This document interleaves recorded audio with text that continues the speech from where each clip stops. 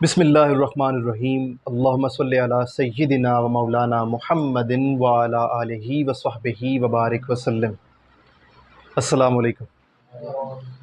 اللہ رب العزت کا بے پایہ لطف و احسان ہے کہ آج ہم 14th monthly youth session conduct کر رہے ہیں، اور اس ضمن میں آپ تمام شرکائے محفل کو بار دیگر آپ کا شکریہ بھی ادا کرتا ہوں اور آپ کو مبارکباد بھی پیش کرتا ہوں، بالخصوص جبین اسلام کے ٹیم ممبرز جنہوں نے آج کا پروگرام ارینج کیا، اسپیشلی سید مزمل علی بھائی جن کے گھر میں اس وقت ہم موجود ہیں، ہم ان کا شکریہ ادا کرتے ہیں، اور اللہ رب العزت کی بارگاہ میں دعا گو ہیں کہ اس محفل کے وسیلے سے اللہ رب العزت ان کے رزق میں برکت عطا فرمائے اور انہیں مزید اس طرح کی کاوش کرنے کی توفیق عطا فرمائے۔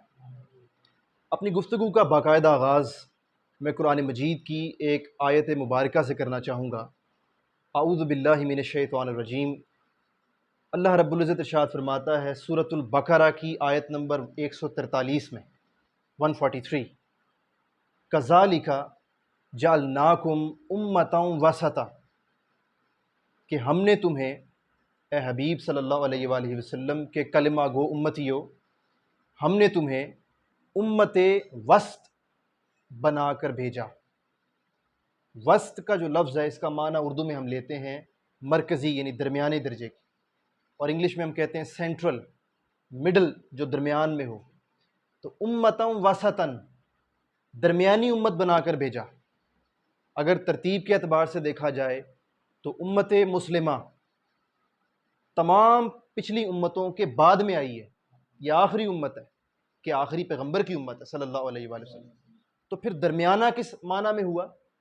درمیانہ اس سینس میں فرمایا اللہ رب العزت نے کہ یہ میرے محبوب کی امت اپنی شخصیتوں میں، اپنے کرداروں میں اور اپنے مزاجوں میں یہ معتدل مزاج رکھنے والی امت ہے۔ یہ نہ تو کرسچینٹی کی طرح، عیسائیوں کی طرح، نصرانیوں کی طرح یہ دنیا کو ترک کرنے والے ہیں، جنہوں نے دنیا کو ترک کرنے کا کانسیپٹ دیا، جو عیسائی مذہبی پیشوا تھے۔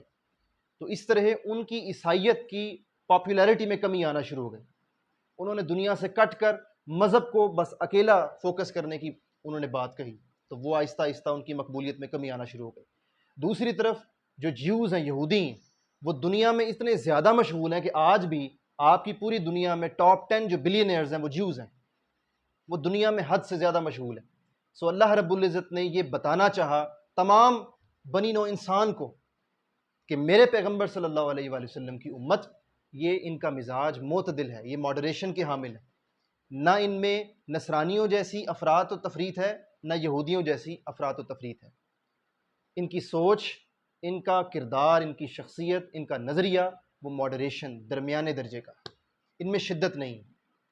اب یہاں پر میں آپ کو ایک حدیث مبارکہ کوٹ کرنا چاہوں گا جو آپ کو یہ میسج دے گی، اس روایت سے ہمیں سمجھنے کا موقع ملے گا کہ شدت پسندی، ایکسٹریمزم، اس کا آغاز اسلامی تاریخ میں کب ہوا اور کیسے ہوا۔ یہ روایت متفق علیہ ہے، یعنی صحیح بخاری میں بھی کوٹڈ ہے اور صحیح مسلم میں بھی نقل کی گئی۔ صحیح بخاری اور صحیح مسلم یہ احادیث کے لٹریچر میں اعلیٰ پائے کی کتب ہیں۔ صحیح بخاری کی والیوم 5 ہے، جلد نمبر 5، اور حدیث مبارکہ کا نمبر ہے 5811، یعنی 5811، اور صحیح مسلم کی والیوم 2 ہے اور حدیث مبارکہ کا نمبر ہے 1064، یعنی 1064۔ اس کے راوی ہیں حضرت ابو سعید خدری رضی اللہ تعالیٰ عنہ۔ آپ فرماتے ہیں بین النبی صلی اللہ علیہ وآلہ وسلم یقسم ذات قسمن، حضور علیہ السلام غزوہ حوازن، ایک معرکہ ہوا تھا، چھوٹے درجے کا ہوا تھا لیکن ایک لڑائی ہوئی تھی مسلمانوں کی کفار کے ساتھ، اس کو کہا جاتا ہے معرکہ حوازن۔ معرکہ حوازن فتح کرنے کے بعد جب مال غنیمت حاصل ہوا مسلمانوں کو، تو مسلمان جعرانہ کے مقام پر تھے۔ کس مقام پر؟ جعرانہ کے مقام پر تھے، اور حضور علیہ السلام مال غنیمت تقسیم فرما رہے تھے۔ یقسم ذات یومن قسمن، ایسے میں فقال ذو الخویسرۃ رجل، ایک شخص آ گیا۔ صحابہ اکرام کتاریں بنا کر کھڑے ہوئے تھے، تو ایک شخص کلمہ گو مسلمان، بظاہر دیکھنے میں صحابی، وہ کتار توڑ کر آ گیا۔ فقال، اور کہنے لگا، اس کا نام کیا تھا؟ ذو الخویسرہ۔ من بنی تمیم، اس کا قبیلہ تھا بنو تمیم، تو اس کو کہا جاتا تھا ذوالخویسرہ تمیمی۔ وہ آ کر کہنے لگا یا رسول اللہ سلام علیک، اے دل، اے اللہ کے رسول عدل کیجئے، انصاف کیجئے۔ وہ قطار میں پیچھے کھڑا تھا، اس کو یہ لگا، یہ فیل ہوا کہ حضور علیہ السلام معاذ اللہ کچھ کو زیادہ نواز رہے ہیں اور کچھ کو کم نواز رہے ہیں۔ کلمہ گو داڑھی رکھنے والا مسلمان قطار توڑ کر آ گیا، اور یہ بات ہم آج کے دور کی نہیں کر رہے، زمانہ نبوی کی کر رہے ہیں صلی اللہ علیہ وآلہ وسلم۔ کہنے لگا یا رسول اللہ عدل کریں، انصاف کریں۔ قال رسول اللہ صلی اللہ علیہ وآلہ وسلم، اب حضور علیہ السلام نے فرمایا ویلک، اے عدل کی بات کرنے والے تم برباد ہو جاؤ۔ ویلک من یعدل اذا لم اعدل، اگر اللہ کا پیغمبر عدل نہیں کرے گا تو پھر کائنات میں اور کون عدل کر سکتا ہے؟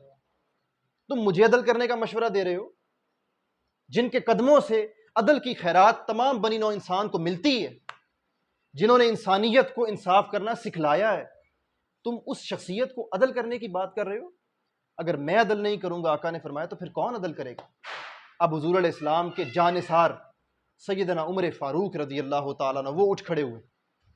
فقال عمر اذن یا رسول اللہ صلی اللہ علیہ وآلہ وسلم فلاضرب عنقہ، یا رسول اللہ آپ مجھے اجازت دے دیجئے، میں نے تلوار میان سے نکال لی ہے، میں اس کی گردن اڑا دوں گا۔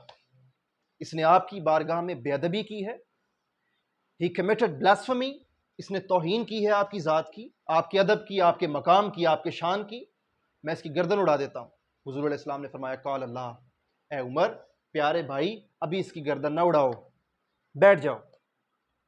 اس کو جانے کا حکم دے دیا، وہ جس نے بے ادبی کی تھی ذوالخویسرہ تمیمی، اس کو جانے کا حکم دے دیا۔ جب وہ چلا گیا، جارانہ کے مقام سے نکل گیا، پھر حضور علیہ السلام نے فرمایا تمام اپنے اصحاب سے غور سے سنو، ان لہو اصحابا، یہ شخص ایک نہیں ہے، اس لیے اس کو مارنے کا حکم نہیں دیا، روک لیا کہ ابتدائے اسلام ہے، ابھی اسلام کی ابتدا ہے، ایک دوسرے کی گردنیں اتارنے لگ جاؤ گے تو ہم پر تانا زنی ہوگی، اور پھر اس ایک کو مارنے سے فائدہ نہیں ہوگا، اس کی پوری ایک قوم ہے۔ آقا علیہ السلام نے فرمایا یہ منافقین ہیں اور قیامت تک مختلف روپوں میں ظاہر ہوں گے۔ آقا علیہ السلام نے فرمایا اس کو مارنے سے حل نہیں نکلے گا، بلکہ اگلی بات غور سے سنو، اس کی اور اس کی قوم کی پہچان کیا ہوگی، وہ پہچان یاد رکھنا۔ فرمایا کہ ان لہو اصحابا یحقر احدکم صلاتہ مع صلاتہم وصیامہ مع صیامہم۔ آقا علیہ السلام نے فرمایا میرے اصحاب تم میں سے ہر ایک صحابی یاد رکھ لے کہ اپنی نمازوں کو تم ان کے مقابلے میں اپنی نمازوں کو کم جانو گے، حقیر جانو گے۔ یہ شخص اور اس کی قوم اتنی کثرت سے نمازیں پڑھا کریں گے، اتنی لمبی لمبی نمازیں پڑھا کریں گے، اتنے خشوع و خضوع اور تقوی کا مظاہرہ کریں گے نمازوں کے اندر کہ میرے اصحاب آپ اپنی نمازوں کو ان کے مقابلے میں حقیر جانیں گے، یحقروا، حقیر جانیں گے، احدکم صلاتہ مع صلاتہم وصیامہ مع صیامہم، اور یہ سارا سال کثرت سے روزے رکھا کریں گے، رمضان کے تو رکھیں گے ہی، غیر رمضان سارا سال روزے رکھا کریں گے کہ میرے اصحاب آپ اپنے روزوں کو ان کے مقابلے میں حقیر جانیں گے۔ مگر ہوگا کیا؟ آقا علیہ السلام نے فرمایا رزلٹ یہ ہوگا یمرکون من الدین، اس جملے کو غور سے سر تا پا کان بن کر سن لیں اور سمجھ لیں۔ آقا علیہ السلام نے فرمایا ان کی پہچان یہ ہوگی، نمازوں میں کثرت ہوگی، روزوں میں کثرت ہوگی، یعنی اعمال کے پلڑوں کے پلڑے بنا رکھے ہوں گے، مگر یمرکون من الدین، یہ دین سے ایسے خارج ہو جائیں گے کمرک السہم من الرمیہ، جیسے تیر کمان سے خارج ہوتا ہے۔ تیر کو جیسے کمان سے نکلنے میں ایک لمحہ لگتا ہے، تو یہ لوگ ایک لمحے میں دین سے خارج ہو جائیں گے، مگر ان کو خبر نہیں ہوگی، اور یہی اشارہ ہے سورہ الحجرات میں، جو اللہ رب العزت نے فرمایا کہ میرے حبیب جب بات کر رہے ہوں تو اپنی آوازوں کو میرے حبیب کی آواز سے پست رکھا کرو، کہیں ایسا نہ ہو کہ تمہارے سارے اعمال برباد کر دیے جائیں اور تمہیں اس کا شعور بھی نہ ہو۔ یعنی بے ادبی اعمال کو رائگاں کر دیتی ہے، ضائع کر دیتی ہے، اور بے ادبی سے انسان کے مزاج میں شدت پسندی آتی، شدت آتی، ایکسٹریمزم آتی۔ اب اسی حدیث مبارکہ کی جو میں نے بھی آپ سے کوٹ کی ہے، اس کی شرح میں جب احادیث مبارکہ کا کام ہوا امت مسلمہ کی ابتدائی دور میں، تو بعد ازاں پھر آنے والی صدیوں میں ان احادیث مبارکہ کی کتب پر شروع لکھی گئیں، شرح تشریحات لکھی گئیں۔ اب صحیح بخاری اور صحیح مسلم کی اس متفق علیہ روایت کی شرح میں آپ کو جو ریفرنس دینے جا رہا ہوں وہ امام ابو بکر الآجری ہیں، انہوں نے اس روایت کی شرح لکھی۔ پھر امام ابن حجر عسقلانی نے اس روایت کی شرح لکھی۔ پھر امام بدر الدین عینی نے اس روایت کی شرح لکھی، اور پھر امام ذہبی نے سیر الاعلام والنبلاء میں اس کی روایت شرح لکھی۔ تو یہ 4 سے 5 میں نے آپ کو ریفرنسز دی ہیں۔ یہ تمام محدثین اور ائمہ اکرام متفق ہیں اس بات پر۔ کس بات پر؟ اس بات پر کہ یہ جو شخص تھا ذوالخویسرہ تمیمی، جس نے حضور علیہ السلام کی بارگاہ میں آ کر مال غنیمت سے متعلق بے ادبی کا مظاہرہ کیا، تو یہ تمام ائمہ اکرام فرماتے ہیں کہ بعد ازاں خوارج کی ایک تنظیم ظاہر ہوئی تھی امت مسلمہ میں، جو پہلا فتنہ ظاہر ہوا تھا، جنہوں نے حضرت عثمان غنی کو شہید کیا، پھر بعد ازاں حضرت علی کرم اللہ تعالی وجہ الکریم کو شہید کیا، جن باغیوں نے، وہ کلمہ گو مسلمان تھے۔ وہ کلمہ گو مسلمان، ان کو اسلامی تاریخ میں کیا کہا جاتا ہے؟ خوارج۔ خارج کی جمع ہے خوارج، جو حضور علیہ السلام نے فرمایا کہ دین سے ایسے خارج ہو جائیں گے جیسے تیر کمان سے خارج ہوتا ہے۔ اس روز کے بعد صحابہ اکرام ایسے منافقین کو کہا کرتے تھے خوارج۔ اب جن کا میں نے آپ کو ریفرنس دیا، یہ تمام ائمہ اکرام متفق ہیں اس بات پر کہ بعد ازاں جو خوارج کی تنظیمات ظاہر ہوئیں، گروہ ظاہر ہوئے امت مسلمہ کی تاریخ میں، ان تمام گروہوں کا جو بانی تھا وہ یہی شخص تھا، ذوالخویسرہ تمیمی۔ اور پھر خلیفہ چہارم جناب سیدنا علی کرم اللہ تعالی وجہ الکریم رضی اللہ تعالی عنہ و علیہ السلام، آپ کے زمانہ اقدس میں جب جنگ ہوئی خوارج کے خلاف، تو نہروان کے مقام پر، کس مقام پر؟ نہروان کے مقام پر ذوالخویسرہ تمیمی یہ قتل کیا گیا، واصل جہنم کیا گیا، جس نے بے ادبی کا آغاز زمانہ مصطفیٰ میں کیا تھا صلی اللہ علیہ وسلم۔ تو یہ ایک پیٹرن بنتا چلا گیا۔ اس کی بنیاد کیا تھی؟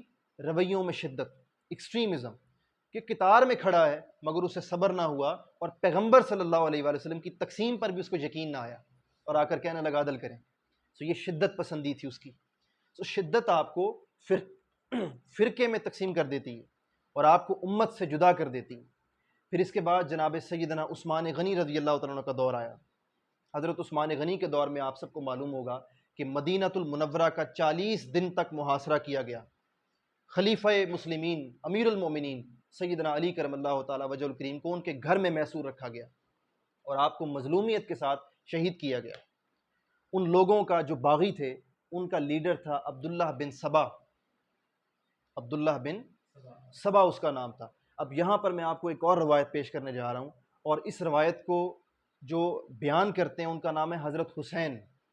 یہ تابعی ہیں، یہ بعد ازاں صحابہ کرام کے بعد جو تابعین آئے ہیں ان میں سے ایک تابعی ہیں حضرت حسین بن خارجہ۔ حضرت حسین فرماتے ہیں کہ جب حضرت عثمان غنی رضی اللہ تعالیٰ عنہ کے دور اقدس میں بغاوت ہوئی تو میں کشمکش میں تھا کہ میں کس کا ساتھ دوں، خلیفۃ المسلمین کا ساتھ دوں حضرت عثمان غنی کا، یا بغاوت کرنے کے لیے آنے والے باغیوں کا ساتھ دوں، کیونکہ جو باغی تھے وہ اتنی نمازیں پڑھتے تھے، اتنے روزے رکھتے تھے، ان کے پیشانیوں پر سجدوں کے نشانات تھے، گالیں ان کی دھسی ہوئی تھیں، روزوں کی کثرت تھی، پیٹ پر وہ پتھر باندھتے تھے، کھاتے تھے نہیں، وہ فاقہ کشی کرتے تھے، تو اتنی ان کے اندر شدت تھی، اعمال کی کثرت تھی۔ تو حضرت حسین فرماتے ہیں کہ میں اس کشمکش میں پڑ گیا کہ میں خلیفہ کا ساتھ دوں یا آنے والے باغیوں کا ساتھ دوں۔ اور اس روایت کو امام حاکم المستدرک میں روایت کرتے ہیں، امام ابن عبد البر التمہید میں روایت کرتے ہیں، یہ کوئی عام سی روایت میں کوٹ نہیں کر رہا آپ سے۔ تو فرماتے ہیں جب میں کشمکش میں پڑ گیا تو میں نے ایک روز اللہ رب العزت کی بارگاہ میں دعا کی کہ اے بار الہ مجھ پر حقیقت واضح فرما دے کہ آخر حق پر ہے کون، خلیفہ حق پر ہیں یا بغاوت کے لیے آنے والے باغی حق پر ہیں۔ تو فرمانے لگے مجھے خواب میں فرشتہ ملا، اور فرشتہ مجھے جناب رسول اللہ صلی اللہ علیہ وآلہ وسلم کے پاس لے کر گیا، اور پھر مجھ پر یہ حقیقت آشکار ہوئی کہ یہ تو وہی لوگ ہیں جن کے بارے میں حضور نے فرمایا تھا کہ نمازوں کی کثرت ہوگی، اتنی نمازیں پڑھیں گے کہ میرے صحابہ تمہیں اپنی نمازیں کم لگیں گی۔ تو مجھے سمجھ آ گئی، چونکہ میں نے حضور کو دیکھا نہ تھا، میں تابعی تھا، تو مجھے خواب کے ذریعے حضور علیہ السلام کا دیدار ہوا اور آقا علیہ السلام نے مجھے حق آشکار کیا اور شدت پسندوں کے گروہ میں شامل ہونے سے بچا لیا۔ معتدل، وہ جو میں نے گفتگو کا آغاز کیا، اللہ تعالیٰ نے فرمایا کذالک جعلناکم امۃ وسطا، یہ میرے محبوب کی امت درمیانے مزاج کی امت، معتدل مزاج کی امت۔ پھر حضرت عثمان غنی رضی اللہ تعالیٰ عنہ کے دور کے بعد جناب سیدنا علی کرم اللہ تعالیٰ وجہ الکریم کا دور آیا۔ حضرت علی کرم اللہ تعالیٰ وجہ الکریم رضی اللہ تعالیٰ عنہ وعلیہ السلام کی خلافت کو تسلیم کرنے سے بنو امیہ نے انکار کر دیا تھا۔ حضرت علی کا تعلق آپ جانتے ہیں بنی ہاشم سے تھا، بنی ہاشم سے تھا، تو بنو امیہ دوسرا قبیلہ تھا۔ انہوں نے حضرت علی کرم اللہ تعالیٰ وجہ الکریم کی خلافت کو جب تسلیم کرنے سے انکار کر دیا تو نوبت جنگ تک آ گئی، اور جنگ ہوئی، اور اس جنگ کو جنگ صفین کہتے ہیں۔ کیا کہتے ہیں؟ جنگ صفین۔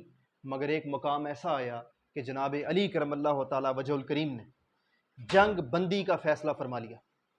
آپ نے اپنی افواج سے ایک روز فرمایا کہ ہم مزید خون نہیں بہنے دیں گے، کہ ہماری طرف بھی شہید ہونے والے مسلمان ہیں، اور بنو امیہ یعنی حضرت معاویہ گو کے صحابی ہیں رضی اللہ تعالیٰ عنہ، ان کی طرف شہید ہونے والے بھی صحابی ہیں۔ تو امت مسلمہ نے کف لسان رکھی ہوئی ہے، یعنی یہ سب کا عقیدہ ہے کہ حضرت علی کرم اللہ تعالیٰ وجہ الکریم حق پر ہیں، اس سے کسی کو اختلاف نہیں ہونا چاہیے، اور کسی کو یہ شک و شبہ نہیں ہونا چاہیے کہ حضرت علی کرم اللہ تعالیٰ وجہ الکریم حق پر تھے۔ حضرت معاویہ رضی اللہ تعالیٰ عنہ اور بنو امیہ کی وہ ایک خطا تھی، لیکن چونکہ وہ صحابی ہیں تو آقا علیہ السلام کے صحابی ہونے کی وجہ سے امت مسلمہ کی اکثریت ان کی خطا پر بھی خاموشی اختیار رکھے ہوئے، ان کی خطا پر بات نہیں کرتے۔ تو بس اس پہلو کو یہیں تک روک لیتے ہیں۔ بات یہ میں کر رہا تھا کہ حضرت علی کرم اللہ تعالیٰ وجہ الکریم نے فرمایا کہ ہم مزید مسلمانوں کا خون نہیں بہنے دیں گے، اب جنگ بند ہو جانی چاہیے۔ پھر آپ نے ثالثی کا مطلب ہے تھرڈ پارٹی، اس کو ہم انگلش اور لاء کی لینگویج میں آربیٹریشن کہتے ہیں۔ اس روئے زمین پر آربیٹریشن کا کانسیپٹ دینے والے جناب علی المرتضیٰ ہیں رضی اللہ تعالیٰ علیہ السلام۔ آپ نے فرمایا کہ بنو امیہ اور بنو ہاشم کے درمیان اب آربیٹریشن ہوگی، ہم تھرڈ پارٹی کو مدعو کریں گے تاکہ کوئی تیسرا فریق آئے اور ثالثی کروائے اور ہمارے درمیان صلح ہو جائے اور مسلمانوں کا مزید خون نہ بہے۔ جب یہ سنا آپ کے فوجیوں نے تو آپ کی افواج میں سے گروہ الگ ہو گیا، ایک گروہ الگ ہو گیا، اور اس گروہ نے الگ ہو کر کہا لا حکم الا اللہ، کہ اللہ کے سوا ہم کسی کا حکم نہیں مانتے۔ اب یہ روایت میں جو کوٹ کر رہا ہوں آپ سے، یہ صحیح مسلم میں کوٹ کی گئی اور سنن نسائی میں کوٹ کی گئی۔ پھر اس کے ساتھ ساتھ امام ابن ابی شیبہ نے اپنی حدیث کی کتاب المصنف میں کوٹ کی ہے، امام بہقی نے سنن الکبریٰ میں کوٹ کی ہے، جو میں اب آپ سے اس وقت شیئر کر رہا ہوں۔ حضرت علی کا دور ہے اور باغیوں نے بغاوت کر دی، حالانکہ تھے وہ آپ کی افواج کا حصہ، لیکن جب حضرت علی نے جہاد روک دیا، جنگ روک دی، تو وہ الگ ہو گئے، کہنے لگے کہ یا علی آپ کون ہوتے ہیں ہمیں جہاد سے روکنے والے؟ وہی آپ دیکھیں پیٹرن وہی ہے جو ذوالخویسرہ تمیمی نے حضور علیہ السلام کو چیلنج کر دیا تھا معاذ اللہ، اب اسی کی قوم نے آگے چل کر خلیفۃ المسلمین کو چیلنج کر دیا، حضرت علی کو چیلنج کر دیا اور کہا لا حکم الا اللہ، اللہ کے سوا ہم کسی کا حکم نہیں مانتے۔ اللہ نے حکم دیا جہاد کرو تو جہاد چل رہا ہے تو ہم جہاد جاری رکھیں گے، ہم جہاد نہیں بند کریں گے۔ حالانکہ یہ بھول گئے کہ جہاد کو ختم کرنے کا حکم کون دے رہے ہیں؟ خلیفۃ المسلمین امیر المومنین۔ اس کے بعد حضرت علی نے فرمایا، جب ان کا یہ نعرہ سنا نا، انہوں نے نعرہ لگانا شروع کر دیا لا حکم الا اللہ، یہ خوارج تھے، دین سے خارج ہونے والے تھے۔ حضرت علی نے فرمایا کلمۃ حق ارید بہا باطل، آپ نے فرمایا جملہ تو حق کا ہے، کلمہ جو ہے ان کا نعرہ لا حکم الا اللہ، اللہ کے سوا کسی کا حکم نہیں۔ حضرت علی نے فرمایا ان خوارج کا یہ نعرہ تو صحیح ہے مگر ارید بہا باطل، مگر ان کا ارادہ کھوٹ ہے، ارادے میں کھوٹ، وہ باطل ہے، ان کی نیت کچھ اور ہے، وہ صرف خلیفۃ المسلمین کو متزلزل کرنا چاہتے ہیں اور امیر المومنین سے خلافت ہتھیانا چاہتے ہیں، بس ان کا ارادہ یہ ہے، ان کو کرسی چاہیے، اقتدار کی ہوس میں وہ امت مسلمہ کے اتحاد کو اس کا شرازہ بکھیرنے سے بھی گریزاں نہیں۔ امت مسلمہ کا اتحاد ان کی نگاہ میں کوئی وقت نہیں رکھتا، کوئی حیثیت نہیں رکھتا۔ تو حضرت علی نے یہ فرمایا۔ پھر اس کے بعد اسی خوارج کے گروہ میں سے ایک لیڈر اٹھا، اس نے اپنی قوم سے جو حضرت علی کی فوج تھی الگ ہو گئی بعد میں، تو اس سے اس نے خطاب کیا، اس کا نام ہے یزید بن عاصم الخارجی۔ اور جو اب میں کوٹ کرنے جا رہا ہوں آپ سے، یہ امام ابن ابی عاصم نے، انہوں نے اپنی کتاب میں الکامل فی التاریخ میں اس کو روایت کیا، الکامل فی التاریخ میں، اس کی والیوم 3 ہے اور پیج نمبر ہے 313۔ اس میں وہ ایک خارجی لیڈر کی تقریر کوٹ کرتے ہیں کہ جس نے حضرت علی کے خلاف بغاوت کی تھی۔ تو اس نے، اب آپ ذرا اس کی تقریر کو غور کیجئے گا، وہ کہتا کیا ہے۔ کہتا ہے، گفتگو کا آغاز کرتا ہے اپنی قوم سے، کہتا ہے تمام حمد اللہ ہی کے لیے، اور یا اللہ ہمیں دین کے معاملے میں کسی قسم کی کمزوری سے بچانا، چونکہ دین کے معاملے میں کمزوری ہوگی تو یہ ذلت کی بات ہے اور تیرے عذاب کے حقدار ہو جائیں گے ہم اگر ہم ایسا کریں۔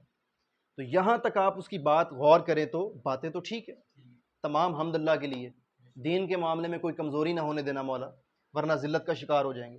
مگر آگے کیا کہتا ہے؟ آگے کہتا ہے اے علی آپ کون ہوتے ہیں ہمیں جہاد سے روکنے والے؟ آپ کیوں بدعت کا مظاہرہ کرتے ہیں؟ آپ اللہ کے حکم میں خود کو کیوں شریک کرتے ہیں؟ آپ شرک کرتے ہیں؟ یہ خارجیوں کا نظریہ تھا، ان کے نظریے کی ابتدا ان دو کلمات سے تھی کہ انہوں نے حضرت علی کو معاذ اللہ بدعتی بنا دیا اور مشرک بنا دیا۔ یہ اس درجے کے لوگ تھے، کیوں نہ ہو، چونکہ ان کو تو جناب رسول اللہ کا حیا نہیں تھا، تو حضرت علی کا حیا کہاں سے آتا؟ ذوالخویسرہ تمیمی، جو میں اپنی گفتگو کے پہلے حصے میں کوٹ کر چکا ہوں سارا، اس نے حضور علیہ السلام کا حیا نہیں کیا، شرم نہیں کی، تو یہ کہاں سے شرم کرتے؟ تو انہوں نے حضرت علی پر یہ الزامات لگائے۔ اور پھر اس کے بعد اب ایک بڑی دلچسپ میں آپ سے روایت کوٹ کرنے جا رہا ہوں، اور یہاں پر ہم گفتگو کو سم اپ کرنے کی طرف اس وقت لے جا رہے ہیں۔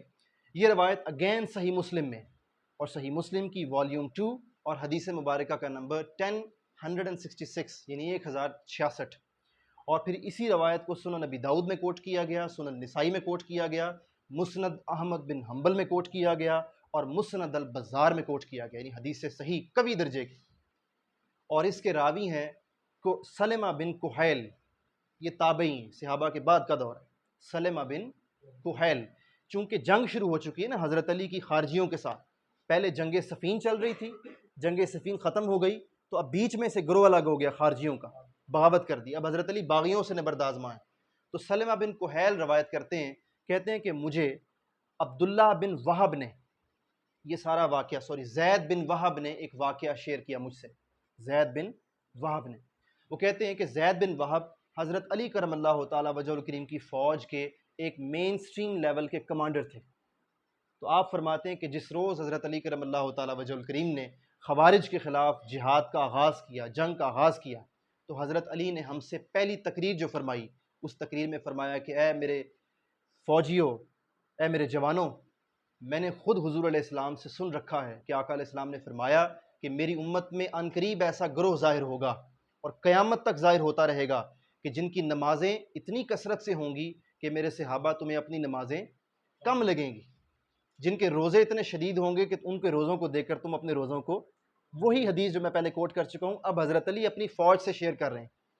فرمایا کہ وہ ایسے قرآن مجید کی تلاوت کیا کریں گے اتنی خوش انداز میں، حسن انداز میں، کہ تمہیں اپنی تلاوت کا حسن ماند پڑتا نظر آئے گا، مگر یہ سب ان کے حلق سے نیچے نہیں اترے گا، اور یہ دین سے ایسے خارج ہو جائیں گے جیسے تیر کمان سے خارج ہوتا ہے، اور تیر کو کمان سے خارج ہونے میں ایک لمحہ لگتا ہے۔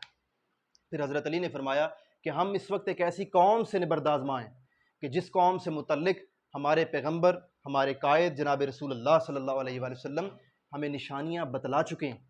اور پھر فرمایا میرے فوجیوں، جن سے ہم لڑنے جا رہے ہیں ان کا ایک کمانڈر ایسا ہوگا، میں نے حضور سے سنا صلی اللہ علیہ وآلہ وسلم، ایک کمانڈر ایسا ہوگا کہ جس کا ایک شانہ، ایک کندھا، اس میں ہڈی نہیں ہوگی، اور ایک کندھے پر ہڈی کی بجائے سفید رنگ کے بال اگے ہوئے ہوں گے۔ سو ہم ان سے لڑیں گے، ان کو قتل کریں گے، حتیٰ کہ ہم ایسے شخص کو پہچان لیں گے۔